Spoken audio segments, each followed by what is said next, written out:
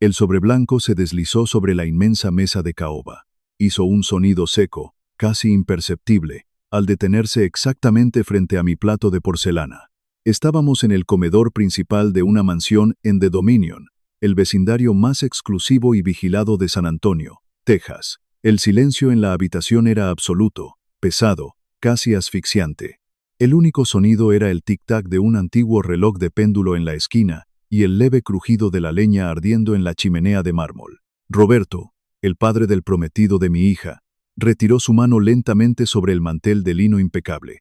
Sobre el papel grueso y texturizado del sobre, alguien había escrito una sola palabra con tinta negra y caligrafía perfecta. Familia. Abrí el sobre con una calma imperturbable, sintiendo las miradas de todos los presentes clavadas en mis manos viejas, nudosas y marcadas por el sol del desierto. Adentro, no había una tarjeta de Navidad, no había una carta de bienvenida a la familia, ni un mensaje de buenos deseos. Era un documento legal de 40 páginas, impreso en papel de alto gramaje, un acuerdo prenupcial. Y en ese preciso instante, mirando las letras frías del contrato, supe que el momento de la verdad, que yo había estado esperando durante meses, finalmente había llegado. Mi nombre es Fernando. Tengo 72 años. Si me vieras caminando por las calles de mi viejo barrio en el lado sur de San Antonio, probablemente no me prestarías ni un segundo de tu atención. Vivo en la misma casa modesta de ladrillo rojo, que compré hace más de 30 años. Una casa con un pequeño porche, un techo que necesita mantenimiento constante, y un jardín que cuido con mis propias manos. Manejo una camioneta Ford que tiene 2 décadas de antigüedad. La pintura azul original está gastada por el implacable sol de Texas, y el motor hace un ruido peculiar cuando lo enciendo en las mañanas frías. En los inviernos, uso un abrigo marrón de lana que tiene un parche visible y toscamente cosido en el codo izquierdo. Uso un viejo reloj militar de campo, con el cristal rayado, que me ha acompañado en más lugares de los que me permito recordar. Para el mundo exterior, y especialmente para la familia del prometido de mi hija, soy exactamente lo que parezco. Un anciano retirado que vive de un cheque fijo del gobierno. Un hombre de clase trabajadora, que cuenta los centavos en el supermercado, que recorta cupones de descuento y que, a los ojos de la alta sociedad, necesita caridad y compasión. Pero las apariencias son el refugio de los tontos. Y en el arte de la guerra, la apariencia de debilidad es la ventaja táctica más letal que un hombre puede poseer. Lo que nadie en esa mesa de caoba sabía, lo que ni siquiera mi propia y amada hija Lucía sabía, era la verdad sobre mi pasado y mi presente. No soy un simple veterano de bajo rango que apenas sobrevive con una pensión mínima. Soy un general de 4 estrellas retirado del ejército de los Estados Unidos. Durante 40 años de servicio activo, comandé divisiones enteras. Administré presupuestos de miles de millones de dólares.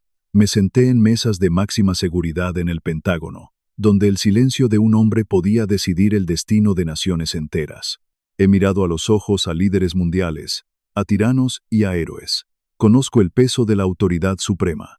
Y junto a mi difunta esposa, Cristina, construimos un patrimonio generacional masivo, en el mayor de los sigilos. Hace décadas, compramos tierras áridas en el oeste de Texas que nadie quería, tierras que resultaron estar asentadas sobre reservas de petróleo. Invertimos cada centavo de mis salarios en fondos indexados, en bienes raíces comerciales y en fideicomisos ciegos. Hoy en día, poseo dinero suficiente para comprar esa mansión en The Dominion 10 veces en efectivo, sin siquiera alterar mi balance general. Pero nunca tocamos ese dinero para lujos ostentosos. Nunca compramos autos europeos, ni relojes de diseñador, ni membresías en clubes de campo exclusivos. Cristina era una mujer de una sabiduría profunda y terrenal, nacida en la frontera, con las manos ásperas por el trabajo duro y un corazón que no conocía la malicia, pero que detectaba la falsedad a kilómetros de distancia. Ella me enseñó el verdadero valor de la humildad, una humildad que no nace de la pobreza, sino del poder auténtico mantenido bajo un control estricto. Recuerdo su voz, suave pero firme, susurrándome al oído en nuestras noches de insomnio, mientras mirábamos las estrellas desde nuestro pequeño patio. Ella siempre me decía, Fernando, si alguna vez quieres conocer el verdadero carácter de una persona, hazle creer que no tienes nada. Quítale el dinero de la ecuación, y verás su alma desnuda. Esa frase se convirtió en mi religión, en mi filocristina de vida. desde el día en que el cáncer me la arrebató hace 15 años. Decidí que nuestra hija, Lucía, crecería rodeada de amor, de libros, de educación y de valores inquebrantables, pero crecería sin la maldición de saberse heredera de una inmensa fortuna. Quería que la amaran por la pureza de su espíritu, por su inteligencia y por su bondad, no por los ceros en una cuenta bancaria. Quería protegerla de los buitres, que huelen el dinero desde la distancia. Y entonces, apareció Diego. Diego tenía 35 años. Era un desarrollador de bienes raíces comerciales de gran éxito en la ciudad. Era el epítome de lo que en nuestra cultura llamamos un nuevo rico. Un hombre obsesionado con proyectar una imagen de riqueza incalculable, de estatus superior y de poder desmedido. Al principio, debo admitir que era encantador. Trataba a mi Lucía con una cortesía exquisita. Le abría la puerta del auto, le enviaba flores a su oficina y la escuchaba con aparente devoción. Lucía, a sus 28 años, con su alma noble, su naturaleza pacífica y su profunda aversión al conflicto, estaba completamente deslumbrada. Ella veía en él a un hombre protector y ambicioso. Pero los hombres como Diego no pueden ocultar su verdadera naturaleza por mucho tiempo. La arrogancia es como una fuga de gas en una casa cerrada. Tarde o temprano, el olor lo impregna todo. Comenzó con pequeños detalles, comentarios sutiles, miradas de desdén, gestos de impaciencia. Detalles que Lucía, en su enamoramiento, pasaba por alto o justificaba. Pero los ojos de un viejo soldado están entrenados para detectar anomalías en el terreno. Yo registraba cada movimiento, cada palabra, cada microexpresión. Una noche de viernes, Diego nos invitó a cenar a un restaurante sumamente exclusivo en el Riverwalk, un lugar donde un solo plato de carne cuesta lo que una familia de mi barrio gasta en comida durante 2 semanas enteras. El mesero que nos atendió era un muchacho joven, de ascendencia mexicana, que claramente estaba en su primera semana de trabajo. Sus manos temblaban ligeramente por los nervios de atender a clientes en un lugar tan elegante. Al servir el agua mineral, el muchacho derramó unas cuantas gotas sobre el mantel inmaculado, cerca de la copa de Diego. Diego no gritó, no hizo un escándalo. Hizo algo mucho peor, algo que revela la verdadera oscuridad en el corazón de un hombre. Lo miró con una frialdad calculada, con una sonrisa condescendiente que no llegaba a sus ojos. Le dijo al muchacho que si su capacidad mental no le daba para servir un simple vaso de agua, tal vez debería buscar trabajo limpiando los baños públicos del centro. El muchacho bajó la cabeza, murmuró una disculpa apresurada y se retiró casi corriendo, con el rostro ardiendo de vergüenza. Lucía bajó la mirada hacia su plato, visiblemente incómoda. Murmuró que no había necesidad de ser tan duro con el chico. Diego simplemente se ajustó los puños de su camisa de seda y respondió que la excelencia exige estándares altos y que la gente mediocre necesita que se le recuerde su lugar en el mundo. Yo no dije nada, no moví un solo músculo de mi rostro, solo observé. El silencio es una de las herramientas tácticas más poderosas que existen. Cuando te quedas callado, cuando no reaccionas a la provocación, la gente se siente obligada a llenar el vacío. Y al hablar de más, revelan exactamente quiénes son. Semanas después de ese incidente, Diego vino a mi casa en el lado sur para recoger a Lucía para un evento de caridad. Se quedó de pie en el centro de mi pequeña sala de estar. No se sentó en el sofá de tela gastada. Miraba los muebles viejos, las fotografías enmarcadas en madera barata y las paredes de ladrillo con una mezcla de lástima y repulsión, como si temiera que la pobreza fuera una enfermedad contagiosa que pudiera adherirse a su traje a medida. Se acercó a mí, adoptando esa postura de Salvador que tanto le gustaba. Me miró desde su altura y me ofreció una sonrisa cargada de lástima. Me dijo: «Don Fernando, con todo respeto, este barrio se está poniendo cada vez más peligroso. He estado revisando unas propiedades en una zona mucho mejor, más al norte. Debería dejarme ayudarle a conseguir un apartamento decente». Hizo una pausa dramática, asegurándose de que yo entendiera la magnitud de su supuesta generosidad. Continuó diciendo: «Yo puedo pagar la diferencia de la renta mensual. No es ninguna molestia para mí. Quiero que el padre de mi futura esposa viva en un lugar que no me dé vergüenza visitar». No era generosidad, era simple y llana vergüenza social. Le avergonzaba profundamente que sus amigos del club de campo, sus socios de negocios, supieran que el futuro suegro del gran Diego vivía en una casa de clase trabajadora. Le molestaba físicamente ver mi vieja camioneta Ford estacionada en la calle, frente a su impecable SUV europeo del año. Lo miré a los ojos, mantuve mi respiración lenta y controlada. Le respondí, con una voz pausada y sin rastro de ofensa, que esta casa estaba llena de los recuerdos de mi esposa, que aquí habíamos construido nuestra vida, y que aquí me quedaría hasta el final de mis días. Él suspiró profundamente, negó con la cabeza, como si estuviera hablando con un niño terco y sin educación que no comprende cómo funciona el mundo real. Me dijo que la nostalgia no paga las cuentas. Fernando, en este mundo, uno es como se muestra. Si usted se muestra como un hombre derrotado, el mundo lo tratará como a un hombre derrotado. Esa tarde, mientras lo veía alejarse con mi hija, supe con total certeza que Diego estaba fallando miserablemente la prueba de Cristina. Pero como cualquier comandante antes de ordenar un ataque, necesitaba estar completamente seguro. Necesitaba ver hasta dónde llegaba la podredumbre de su arrogancia. Necesitaba exponerlo frente a su propia familia. Y así, los meses pasaron, y llegamos a la noche de Navidad, la noche en que la ilusión se rompería en 1000 pedazos. Conduje mi vieja Ford por las autopistas de San Antonio. Dejé atrás las luces cálidas, las decoraciones humildes y las calles estrechas de los barrios antiguos del sur. A medida que avanzaba hacia el norte, el paisaje cambiaba drásticamente. Entré en el territorio de The Dominion. Las enormes puertas de hierro forjado del residencial privado se alzaban como la entrada a una fortaleza medieval. Los guardias de seguridad revisaron mi identificación con una mirada de sospecha, claramente preguntándose qué hacía un vehículo tan viejo en su santuario de riqueza. Al pasar los portones, las calles estaban flanqueadas por mansiones gigantescas, casas que parecían castillos europeos, rodeadas de césped perfectamente cortado, un contraste absurdo y artificial con el paisaje desértico y rudo de Texas. Llegué a la dirección indicada. La casa de los padres de Diego era una estructura imponente de piedra blanca, con columnas romanas y ventanas de piso a techo. Había un servicio de valet parking privado operando en la entrada circular. Jóvenes vestidos con chalecos negros y guantes blancos corrían de un lado a otro, estacionando vehículos que costaban más de lo que un hombre promedio gana en toda su vida. Cuando detuve mi ruidosa camioneta frente a la puerta principal, el joven del ballet dudó por un segundo. Se acercó con cautela, como si no estuviera seguro de si yo era un invitado o alguien que se había perdido buscando la salida. Apagué el motor.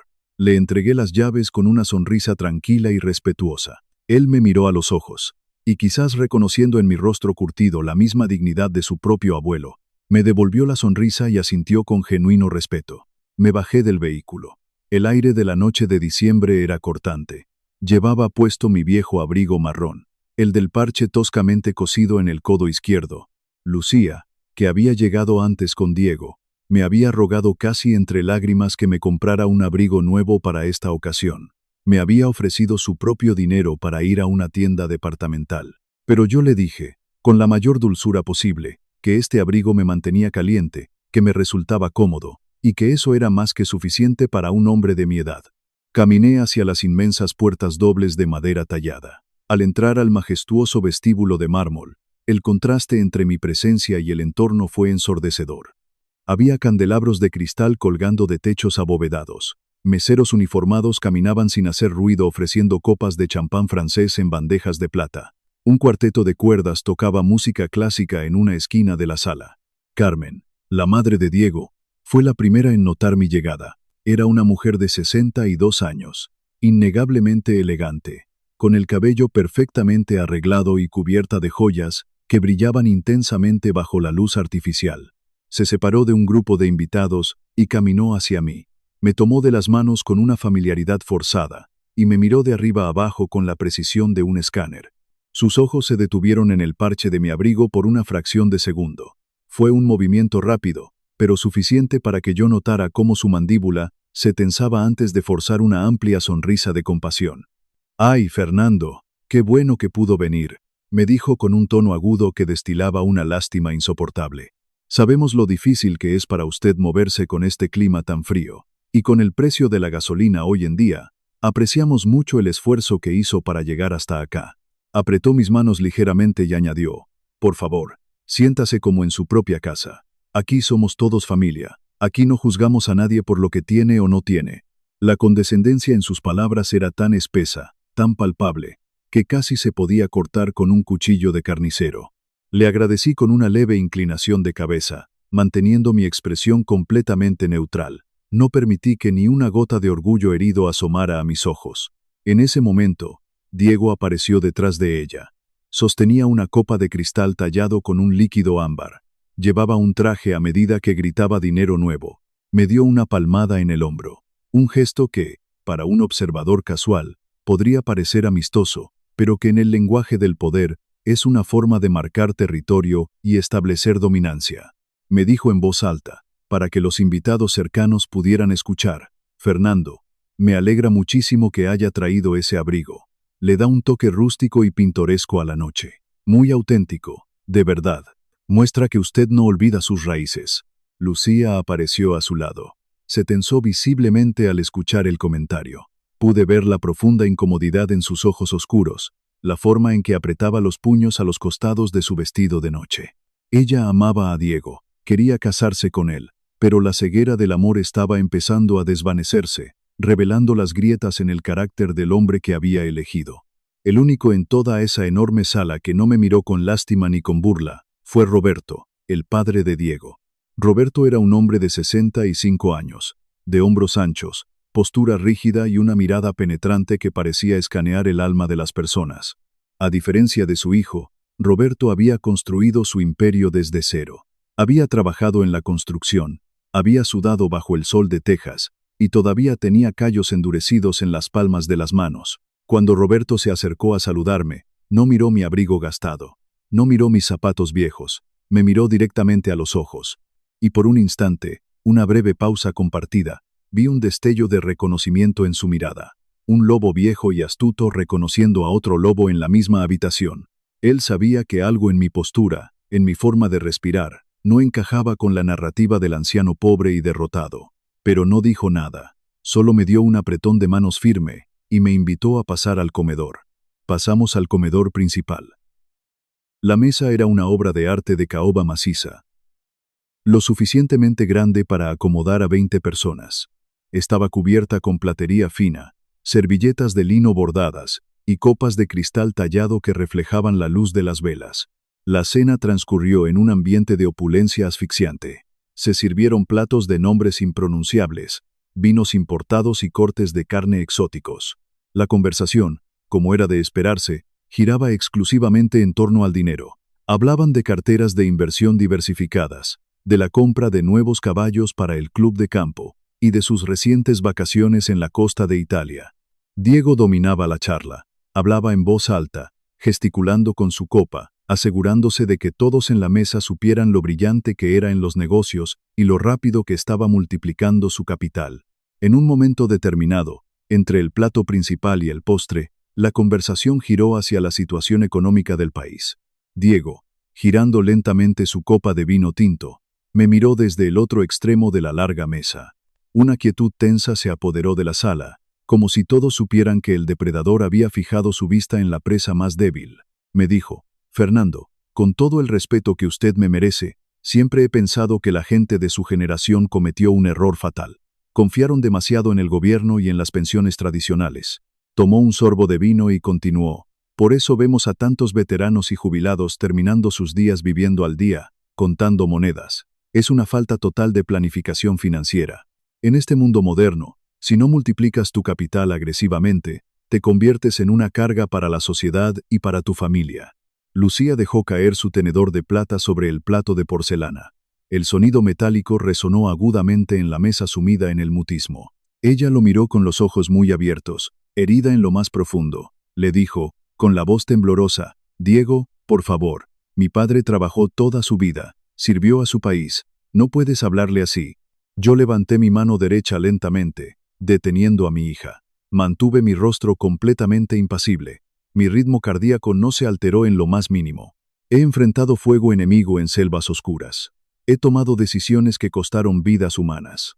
Las palabras vacías de un niño mimado con un traje caro no tenían el poder de herirme. Lo miré fijamente a los ojos. Le respondí, con una voz grave, profunda y completamente sosegada. Le dije: la riqueza tiene muchas formas, Diego. Y te aseguro que las más valiosas no se pueden guardar en una cuenta de banco, ni se pueden presumir en una mesa de caoba. Él soltó una pequeña risa nasal, una risa de desprecio, desestimando mis palabras como las divagaciones filosóficas de un viejo pobre que intenta justificar su propio fracaso financiero. Llegó el momento de intercambiar los regalos de Navidad. Carmen se levantó y me entregó una caja grande, envuelta en papel brillante con un lazo de seda perfecto. La abrí. Era un suéter de lana de una marca europea carísima. Ella me dijo, con esa misma sonrisa venenosa, es para que no tenga que usar más ese abrigo viejo, Fernando.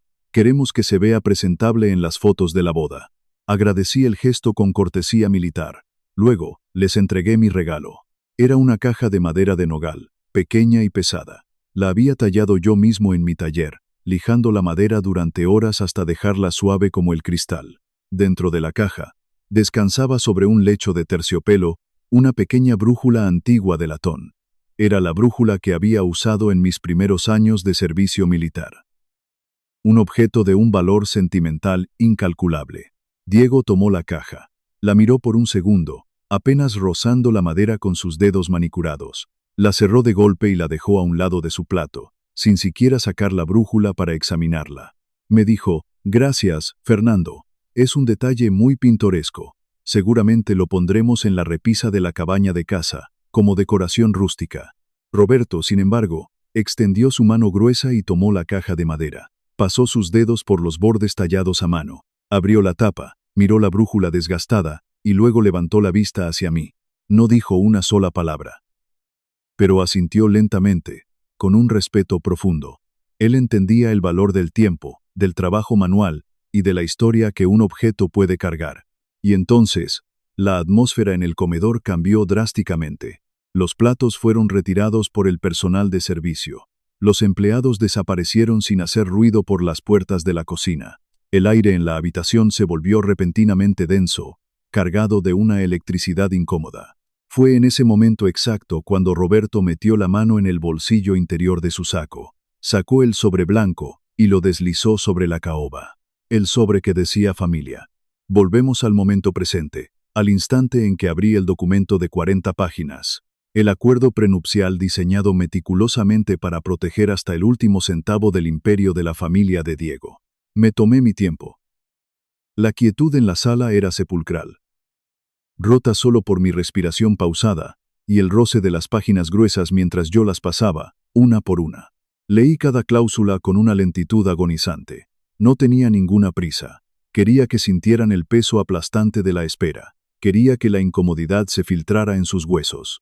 Llegué a la página 14, sección B, inciso 4. Me detuve.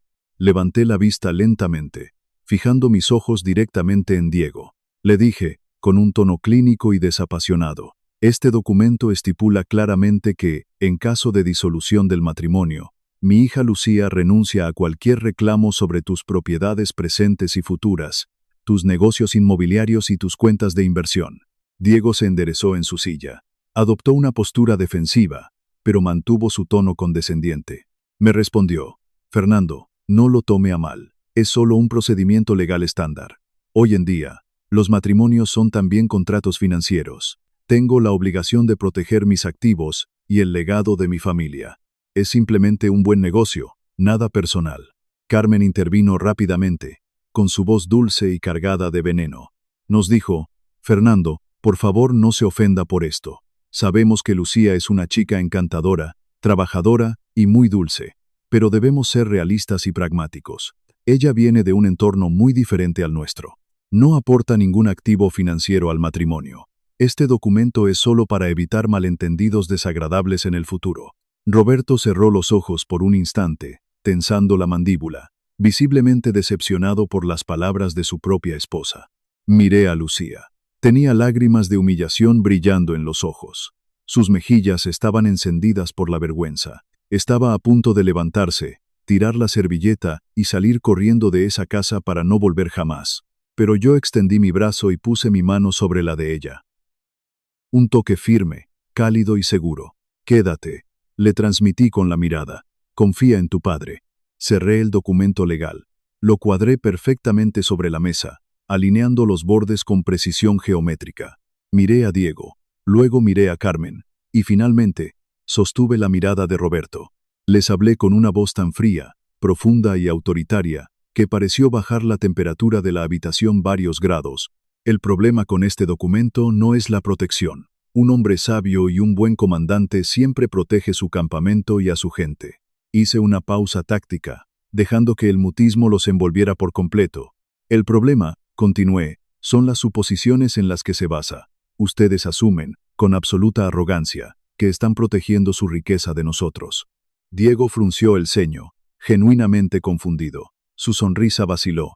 Me preguntó, con un tono de burla que intentaba ocultar su nerviosismo, ¿de qué otra cosa estaríamos protegiéndonos, Fernando? Yo tengo un patrimonio neto de 8 millones de dólares. ¿Qué tiene usted para proteger? ¿Su camioneta vieja y su casa de ladrillo? No sonreí, no me alteré, no levanté la voz. Lentamente, llevé mi mano derecha al interior de mi viejo abrigo marrón. Sentí el roce del forro gastado contra mis nudillos. Mis dedos encontraron exactamente lo que habían estado guardando durante toda la noche. Saqué una carpeta de cuero negro, un cuero desgastado por los años, por los despliegues militares y por el tiempo. La puse sobre la mesa de caoba, justo al lado del acuerdo prenupcial.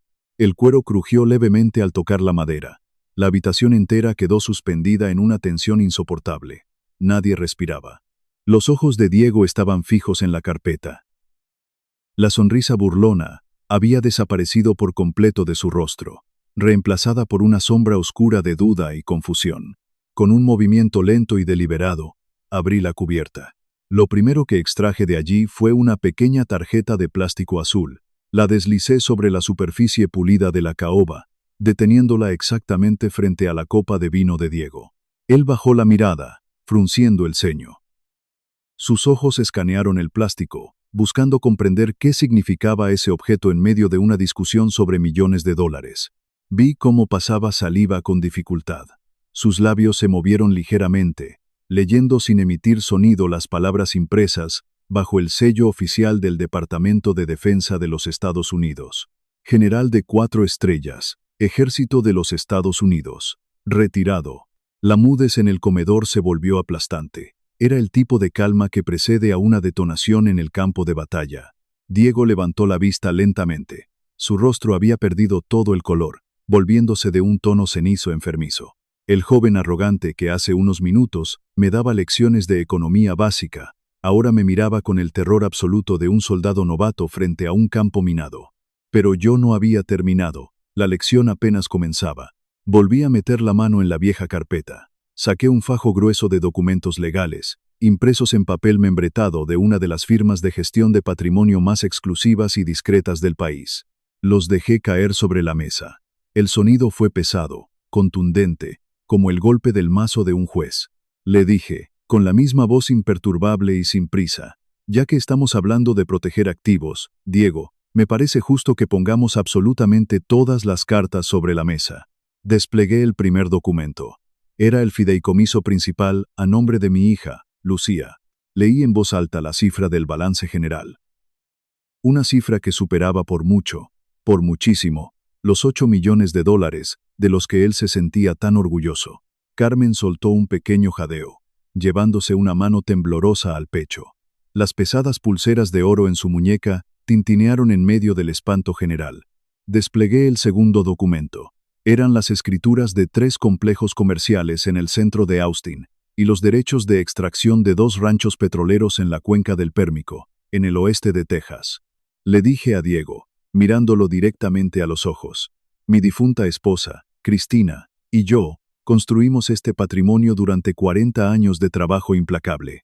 No lo hicimos gritando nuestros éxitos en cenas de lujo, continué. No lo hicimos humillando a los meseros ni presumiendo relojes caros. Lo hicimos en el mayor de los secretos, con disciplina militar, con humildad. Miré a Lucía. Mi niña estaba llorando. Las lágrimas rodaban por sus mejillas, no de tristeza, sino de una conmoción profunda y abrumadora. Ella nunca supo nada de esto. Para ella, yo siempre fui solo su papá, el hombre que le preparaba el desayuno, que le leía cuentos antes de dormir y que reparaba el techo de nuestra vieja casa los fines de semana. Le dije, con la voz un poco más suave, mija, Perdóname por ocultarte esto durante toda tu vida, pero tu madre y yo queríamos que el mundo te amara por la pureza de tu corazón, no por los ceros en tu cuenta bancaria. Queríamos protegerte de los hombres que confunden el valor de una persona con el precio de su traje a medida. Diego intentó hablar, abrió la boca, pero las palabras se atascaron en su garganta seca. Su mundo entero, su sistema de creencias basado en el estatus, la apariencia y la superioridad económica, se estaba desmoronando frente a sus propios ojos. Carmen, con el rostro rojo de vergüenza y los ojos muy abiertos, intentó balbucear una disculpa apresurada. Señor Fernando, nosotros no teníamos idea, dijo con la voz temblorosa. Por favor, discúlpeme por lo del abrigo. Yo solo quería ayudar, se lo juro. La interrumpí levantando una sola mano, un gesto de autoridad silenciosa, que no admitía réplica alguna. Le respondí, señora Carmen, la verdadera caridad se hace sin alarde y con profundo respeto por la dignidad del otro. Lo que usted ofreció esta noche no fue ayuda, le recriminé, fue lástima. Y la lástima es el arma más cruel de los que se creen superiores. Fue entonces cuando Roberto, el padre de Diego, se puso de pie. El sonido de su pesada silla raspando contra el suelo de mármol resonó como un trueno en la inmensa habitación. Roberto no me miraba a mí, miraba fijamente a su hijo. Y en sus ojos había una decepción tan profunda, tan dolorosa, que casi sentí compasión por el muchacho. Roberto apoyó sus manos grandes y callosas sobre la mesa de caoba. Le dijo a su hijo, con una voz áspera y cargada de una tristeza infinita: te di todo, Diego. Te pagué las mejores universidades del país. Te di el capital inicial para tu empresa. Te enseñé a trabajar duro desde que eras un niño. Roberto hizo una pausa, respirando con dificultad, como si el aire de la habitación le quemara los pulmones. Pero en algún punto del camino, continuó el hombre, te perdiste por completo. Te obsesionaste con los relojes de diseñador, con los autos europeos, con las membresías de los clubes de campo. Empezaste a medir a los hombres por el tamaño de su billetera y no por el peso de su palabra, sentenció su padre. Diego bajó la cabeza. No podía sostener la mirada implacable de Roberto. Roberto señaló el acuerdo prenupcial con un dedo tembloroso por la ira contenida. Le dijo, yo le pedí a los abogados de la familia que redactaran este documento, Diego. Yo fui quien insistió en poner esas cláusulas humillantes sobre los bienes de Lucía. Diego levantó la vista, genuinamente sorprendido. Papá, ¿por qué hiciste eso?, preguntó con un hilo de voz apenas audible. Porque necesitaba ver qué harías, respondió Roberto, golpeando la mesa con el puño cerrado. Necesitaba ver si tendrías la decencia de proteger la dignidad de la mujer que dices amar, y la de su padre. Necesitaba ver si mi hijo seguía siendo un hombre de honor, o si se había convertido en un simple mercader de estatus barato. Roberto giró la cabeza y me miró. Hizo una leve inclinación, un gesto de respeto absoluto. Me dijo, general, desde el momento en que usted entró por esa puerta esta noche, supe que había algo en usted que no encajaba con la historia de lástima que mi hijo me había contado. Un hombre que ha comandado tropas bajo fuego enemigo no camina como un hombre derrotado, sin importar cuántos parches lleve cosidos en su abrigo, afirmó. Luego, volvió a mirar a Diego, con una frialdad que cortaba el aliento. Le dijo, has fallado la prueba, hijo. Has insultado a un hombre que ha derramado sangre por este país. Has humillado a la familia de tu futura esposa. Y lo peor de todo, te has humillado a ti mismo frente a todos nosotros. El ambiente que siguió a las palabras de Roberto fue el más pesado de toda la noche. Diego estaba destruido. Su arrogancia había sido despojada, capa por capa, hasta dejarlo completamente desnudo frente a su propia superficialidad.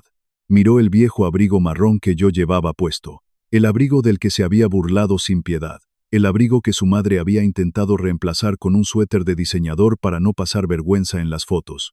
De repente, vi en sus ojos que lo entendió. Entendió que ese ropaje gastado no era un símbolo de pobreza ni de fracaso, era un espejo perfectamente diseñado para reflejar la verdadera naturaleza, la oscuridad y los prejuicios de quienes lo miraban. Diego se levantó lentamente de su silla. Parecía que cargaba 100 libras de peso sobre sus hombros. Caminó alrededor de la enorme mesa, arrastrando un poco los pies. Se detuvo frente a mí, pero no se detuvo frente al general de 4 estrellas. Se detuvo frente al padre de la mujer que amaba. Sus ojos estaban llenos de lágrimas, lágrimas reales, calientes, lágrimas de una vergüenza profunda, amarga y transformadora. Me dijo, con la voz quebrada y la mirada clavada en el suelo: «Don Fernando, fui un idiota, fui un ciego y un arrogante». Levantó la vista, buscando mis ojos. «No le pido que me perdone el general», me dijo. «Le pido que me perdone el padre de Lucía». No respondí de inmediato. Dejé que el peso de su disculpa se asentara en la habitación, que el eco de sus palabras impregnara las paredes de esa mansión. Miré a Lucía. Ella lo miraba con una mezcla compleja de dolor, decepción y una pequeña chispa de esperanza. Le dije a Diego, manteniendo mi tono firme y sin emociones: «El perdón no se regala con palabras bonitas, muchacho. El perdón se gana con acciones sostenidas en el tiempo. Tienes mucho trabajo por hacer si quieres ser digno de caminar al lado de mi hija», sentencié. Recogí mis documentos de la mesa, cerré la carpeta de cuero negro y la guardé en el bolsillo interior de mi abrigo. Me puse de pie. Le ofrecí mi brazo a Lucía, quien se aferró a mí con fuerza. Le dije al patriarca de la familia: «Gracias por la cena, Roberto. Ha sido una noche sumamente reveladora para todos». Salimos de esa inmensa mansión en The Dominion. El aire helado de la noche de diciembre nos golpeó el rostro, pero se sentía purificador. Caminamos hacia mi vieja camioneta Ford. El joven del ballet parking me entregó las llaves con el mismo respeto silencioso de antes. Esta vez, saqué un billete de $100 de mi bolsillo. Se lo puse en la mano y le dije que siguiera trabajando duro, que el trabajo honesto nunca es motivo de vergüenza. El viaje de regreso al lado sur de San Antonio transcurrió sin palabras. Las luces de la ciudad pasaban como destellos borrosos a través del parabrisas rayado. Lucía apoyó su cabeza en mi hombro mientras yo conducía por la autopista vacía. Me preguntó, en un susurro apenas audible sobre el ruido del motor: «Papá, ¿por qué nunca me lo dijiste? ¿Por qué vivimos así todos estos años?». Le respondí, sin apartar la vista del camino: «Porque quería que fueras verdaderamente libre, mija. El dinero, cuando no te lo has ganado con tu propio sudor y sacrificio, puede convertirse en una prisión dorada», le expliqué. «Quería que construyeras tu propio carácter, tu propia fuerza, antes de tener que lidiar con el peso aplastante de la riqueza». Ella asintió lentamente en la oscuridad de la cabina. Comprendiendo la sabiduría de su madre, la convicción inquebrantable de Cristina, operando a través de mis decisiones. Pasaron los días. Las semanas se convirtieron en meses. El duro invierno en Texas comenzó a ceder, dando paso a los primeros vientos frescos y cálidos de la primavera. Yo seguí con mi rutina exacta, cuidando el jardín de rosas que Cristina había plantado, reparando el techo de mi vieja casa de ladrillo y tomando café negro en el porche al amanecer. Una tarde de martes, mientras lijaba un trozo de madera en mi taller, escuché el sonido de un motor acercándose por la calle. No era el rugido agresivo del SUV europeo del año. Era el sonido suave de un sedán americano. Modesto, común y discreto. Diego se bajó del auto. Llevaba unos pantalones de mezclilla simples, botas de trabajo gastadas y una camisa de algodón a cuadros. No había rastro del traje de seda italiano. No había rastro del reloj de diseñador suizo. Caminó por el sendero de entrada de mi casa. Se detuvo al pie de los escalones del porche, quitándose una gorra de béisbol por respeto. Me saludó. «Buenas tardes, don Fernando. ¿Tiene un momento para hablar?». Dejé la lija sobre la mesa de trabajo. Me limpié las manos con un trapo y le señalé la vieja mecedora de madera a mi lado. Le dije: «Siéntate, muchacho». Se sentó. Miró el vecindario a su alrededor. Las casas pequeñas con pintura descascarada, los niños jugando al fútbol en la calle, los vecinos saludándose desde lejos con familiaridad. Comenzó a hablar. «He estado pensando mucho en lo que pasó en Navidad, en lo que dijo mi padre, en lo que dijo usted, y en lo que vi en los ojos de Lucía». Sacó un sobre de su bolsillo trasero. No era un sobre blanco, grueso y elegante con caligrafía perfecta. Era un sobre de papel manila común y corriente, arrugado en los bordes. Añadió: «Rompí el acuerdo prenupcial. Lo destruí por completo esa misma noche». Me entregó el sobre manila. Lo tomé y lo abrí lentamente. Adentro había un nuevo documento legal, pero no era un contrato matrimonial. No hablaba de proteger activos en caso de divorcio. Era el acta constitutiva de una fundación benéfica. una fundación dedicada exclusivamente a construir viviendas accesibles y clínicas de rehabilitación para veteranos de guerra en San Antonio. Diego me miró a los ojos, sin apartar la vista. Dijo, puse $2 millones de mi propio capital líquido para iniciarla. Y quiero que usted sea el presidente de la junta directiva, si me hace el honor de aceptar. Miré los papeles, leí los estatutos. Luego miré al joven que estaba sentado a mi lado en la mecedora.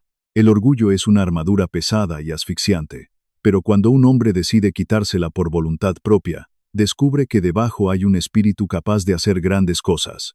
Le indiqué, espera aquí un momento. Entré a la casa. Caminé por el pasillo hasta mi habitación y abrí el cajón inferior de mi mesa de noche. Saqué un viejo álbum de fotografías, encuadernado en cuero gastado y descolorido. Volví al porche y me senté junto a él. Abrí el álbum sobre mis rodillas. Le mostré una foto en blanco y negro, con los bordes amarillentos por el paso de las décadas. Éramos Cristina y yo, muy jóvenes. Yo llevaba mi uniforme de soldado raso, sin una sola medalla en el pecho. Ella llevaba un vestido de algodón sencillo, que ella misma había cosido. Estábamos parados frente a un pequeño remolque de metal oxidado que alquilábamos por $50 al mes en las afueras de una base militar. Le dije a Diego, mira esta foto, míranos bien a los ojos. Él observó la imagen con profunda atención, absorbiendo cada detalle de nuestra pobreza evidente. Le dije, en ese momento de nuestras vidas, no teníamos absolutamente nada material. Comíamos frijoles y arroz 6 días a la semana. Yo ganaba una miseria en el ejército, y ella limpiaba casas para ayudar con los gastos. Pasé mi dedo calloso sobre el rostro sonriente y radiante de mi difunta esposa en la fotografía. Añadí, pero éramos inmensamente ricos, Diego, porque nos teníamos el uno al otro, porque teníamos honor, lealtad y respeto mutuo, porque sabíamos que el valor de un hombre no se mide por lo que tiene guardado en el bolsillo, sino por lo que está dispuesto a sacrificar por las personas que ama, le expliqué. Diego asintió lentamente. Vi en su rostro que estaba entendiendo, quizás por primera vez en su vida privilegiada, el verdadero significado de la riqueza. Cerré el álbum. Lo puse sobre la mesa pequeña entre nosotros. Le dije, acepto ser el presidente de tu fundación, pero con una condición innegociable. Tú vas a trabajar en las obras, le ordené. Vas a ensuciarte las manos con cemento. Vas a conocer a los veteranos cara a cara. Vas a escuchar sus historias de dolor y vas a aprender de ellos. Él sonrió. Fue una sonrisa genuina, cansada pero llena de una humildad recién descubierta. Me dijo, trato hecho, don Fernando. Los meses pasaron. 4 meses, para ser exactos. La boda no se celebró en un club de campo exclusivo. No hubo valet parking, ni candelabros de cristal, ni un menú con nombres impronunciables. Lucía y Diego decidieron casarse en la pequeña parroquia de mi barrio en el lado sur, la misma iglesia de paredes de piedra, donde Cristina y yo nos habíamos casado hace casi 50 años. Fue una ceremonia íntima, cálida y real. Solo la familia y los amigos más cercanos. Roberto y Carmen estaban allí. Carmen había dejado atrás su actitud condescendiente. Llevaba un vestido sencillo. Se acercó a mí antes de la misa, me dio un abrazo sincero y me agradeció en voz baja por darle a su hijo la lección que ellos, cegados por el éxito, no habían sabido darle. Diego había cambiado fundamentalmente. Durante esos 4 meses, cumplió su promesa. Lo vi trabajando bajo el sol implacable de Texas, cargando madera y mezclando cemento para las casas de los veteranos. Sus manos, antes suaves y manicuradas, ahora tenían callos y cicatrices. Lo vi sentarse a comer sándwiches en la batea de una camioneta con hombres que habían perdido extremidades en combate, escuchando sus historias con un respeto profundo y silencioso. Lo vi tratar a los meseros, a los trabajadores de la construcción y a los guardias de seguridad con la misma cortesía absoluta que le daría a un director ejecutivo de un banco. El dinero ya no era su Dios. Se había convertido, finalmente, en su herramienta. Minutos antes de que comenzara la ceremonia nupcial, yo estaba en la pequeña sacristía de la iglesia, ajustándome la corbata frente a un espejo viejo y manchado. Llevaba puesto mi uniforme militar de gala, el azul oscuro impecable. Las 4 estrellas brillaban con autoridad en mis hombros. Las medallas de valor, servicio y campañas de combate cubrían el lado izquierdo de mi pecho. Era la primera vez en su vida que Lucía me veía con el uniforme completo. Cuando entró a la sacristía con su vestido de novia blanco, se detuvo en seco, se llevó las manos al rostro y comenzó a llorar. Lloraba de un orgullo tan inmenso que iluminaba toda la habitación. Diego entró detrás de ella. Llevaba un traje oscuro, elegante pero sobrio, nada llamativo. Se acercó a mí con pasos lentos. Llevaba una pequeña caja de madera en las manos. Me dijo: «Don Fernando, sé que usted valora mucho sus cosas, y sé que no le gustan los regalos ostentosos ni los lujos innecesarios, pero quería darle algo antes de la boda». Abrí la caja de madera. Adentro, descansando sobre un paño suave, estaba mi viejo reloj militar de campo, el que tenía el cristal profundamente rayado y la caja de acero golpeada por los años. Lo tomé en mis manos, lo miré con confusión, sin entender qué había cambiado. Diego me explicó. Lo llevé a un relojero maestro en el centro de la ciudad. Le pedí que limpiara, reparara y engrasara todo el mecanismo interno. Ahora funciona con una precisión perfecta. No atrasará ni un solo segundo. Hizo una pausa, sonrió levemente, con un respeto absoluto en la mirada. Añadió: «Pero le di instrucciones estrictas de no tocar el exterior por ningún motivo. Le dije que no puliera el cristal rayado y que no cambiara la caja golpeada. Porque usted me enseñó que las cicatrices y los rasguños son la historia de un hombre», continuó Diego, «y esa historia debe ser respetada, no borrada para aparentar perfección». Sentí un nudo apretado en la garganta, un nudo de emoción que no había sentido en muchos años, desde el día en que enterré a mi esposa. Me puse el reloj en la muñeca izquierda. El tic-tac era fuerte, constante, rítmico, como el latido de un corazón renovado. Le puse una mano en el hombro a Diego, un agarre firme, pesado, de soldado a hombre. Le dije: «Estás listo, hijo. Ve a esperar a tu esposa al altar». La marcha nupcial comenzó a sonar en el viejo órgano de madera de la iglesia, llenando el espacio con una melodía solemne y hermosa. Tomé el brazo de mi hija. Caminamos juntos por el pasillo central, pisando la alfombra roja desgastada. Mientras avanzábamos hacia el altar, miré los rostros de las personas sentadas en las bancas de madera. Vi a mis viejos vecinos del barrio, sonriendo con lágrimas en los ojos. Vi a los veteranos con los que Diego había estado trabajando, vestidos con sus mejores trajes, saludando con respeto militar a mi paso. Vi a Roberto, asintiendo con un orgullo de padre que no se puede comprar con todo el oro del mundo. Y en ese preciso momento, bajo la luz que se filtraba por los vitrales antiguos, sentí la presencia de Cristina caminando a nuestro lado. Sentí su paz. Sentí su aprobación absoluta.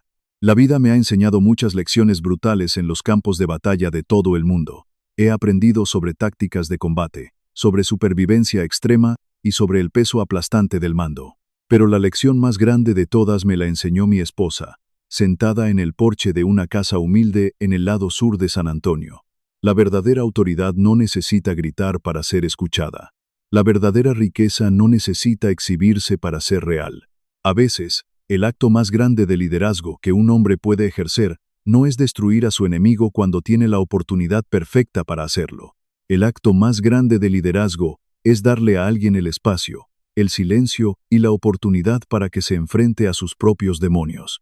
Es permitir que la verdad destruya la arrogancia, para hacer espacio a la gracia. Diego pensó que se estaba casando con la hija de un anciano pobre, ignorante y derrotado por la vida. Terminó descubriendo que se estaba casando con la hija de un general. Pero lo más importante de todo es que en el doloroso proceso de perder su falso orgullo, él mismo descubrió cómo convertirse en un hombre de verdad. Y ese, al final del día, cuando el dinero se acaba y los títulos pierden su valor, es el único legado que realmente importa.